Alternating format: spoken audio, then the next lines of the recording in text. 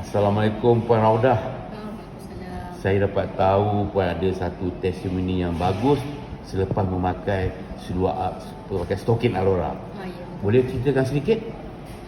Mula-mula pada permulaannya saya kurang yakin lah nak pakai stokin ni. Tapi bila tidur kita rasa cramp kaki 2-3 pagi, cramp. Dia rasa macam tak selesa lah kan.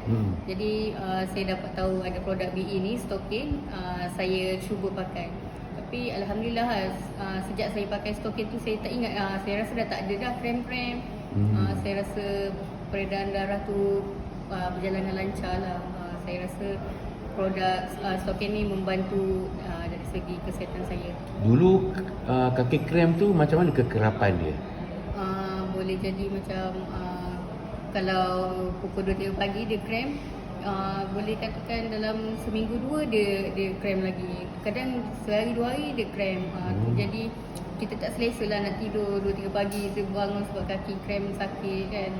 Sejak berapa lama dah mengalami kaki krem ni? Sejak umur berapa contohnya? Sebelum PKP lah. Tapi saya dah amalkan pakai stokin tu lebih kurang dalam 2 tahun juga. Sekarang Alhamdulillah.